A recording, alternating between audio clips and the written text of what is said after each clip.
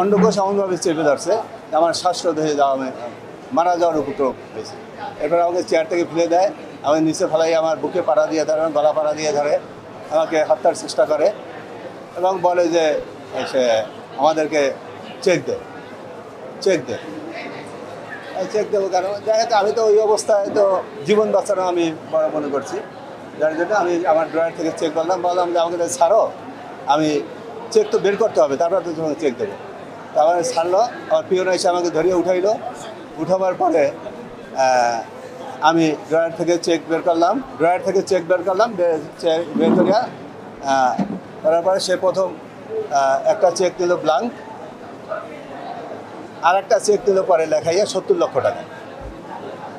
এরপরে তার পকেট থেকে 2 সেট স্টাম্প বের করলো, স্টাম্প বের করে এক সেটে 3 পাতা, 6টা পাতা আমার স্বাক্ষর নিল, আমার সিল নিল, নিয়ে আমাকে বললো যে এখন আমাদের সাথে থানায় যাবে, যে সালিশ বাঁধবি, যে আমি তোর কাছে টাকা পাই, সালিশ হবে থানার মাধ্যমে এবং আমার কাছে ডকুমেন্ট আছে, থানায় এসে সালিশ হইবে। তা আমি এক পর্যায়ে প্রথমে আমি থানায় দ্বিমত প্রকাশ করি যে যা হওয়ার হয়ে গেছে, যদি তোমার কোনো কথা থাকে আমার বলো, আমি দেখি কী করতে পারি, না তোর থানায় যেতে হবে। ওইদিকে তারা ফোনে হয়তো কারোর সাথে যোগাযোগ করতেছিল, তাদের একজনে, সে আবার বলতে না ভাই বলছে থানায় নিয়ে যেতে। এরপর আমাকে থানায় নিয়ে গেল, থানায় নিয়ে ওসি সাহেব ছিলেন না, ওসি তদন্তে ঢুকে বসার পরে উনি বললো যে আমি এর কাছে টাকা পয়সা পাই, আমরা থানার মাধ্যমে সালিশি করতে চাই। তো ওসি তদন্তে বললো যে আমার কাছে তো কোনো অভিযোগ নাই, অভিযোগ ছাড়া আমি কাউকে সালিশি করবো। বললো যে আমি অভিযোগ দেবো এখন। বলে আমাকে বসাই রেখে উনি অভিযোগ দিল।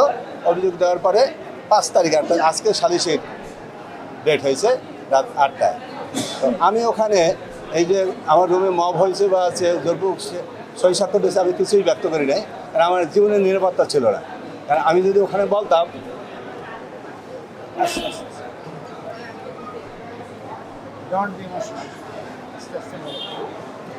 তারা থানায় হয়তো আমাকে মব করতো, সেই ভয় আমি ওখানে কিছু বলি নাই। পরে ওই সালিশ পেনে থানা থেকে চলে আসার পরে আমি 3-4 দিন একেবারে বিমর্ষ অবস্থায় ছিলাম। এমন ঘটনা আমি কাউকে জানাইতে পারতেছিল, ভয় পাইতেছিলাম। সর্বশেষ এক হিসেবে আমার বড় ভাই আত্মীয়, আমি তার শরণাপন্ন হয়ে সে বললো যে সালিশ যাই হোক, তুমি যেহেতু চেক নিয়েছে, স্টাম্প নিয়েছে, তুমি আগে মামলায় যাও। পরে আমি কোর্টে মামলা করি গত বৃহস্পতিবার।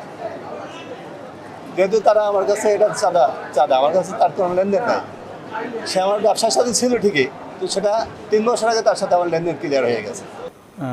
আসলে তাদের ভিতরে একটা দ্বন্দ্ব ছিল, একটা ডেভেলপার কোম্পানি, তারা নিজেরা চালাতো, তাদের ভিতরে আর্থিক তাদের ভিতরে ঝামেলা ছিল।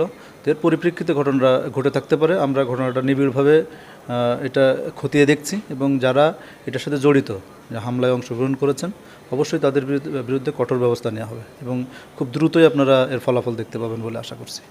দেখো, সালিশ ব্যবস্থা যাই হোক, যেহেতু তোমার কাছে 70 লক্ষ টাকার একটা লিখিত চেক নিছে জোরপূর্বক, আবার একটা ব্লাঙ্ক চেক নিছে এবং 2 সেট বলতে সে যেটা মেইন করছে 3টা 6টা স্টাম্প।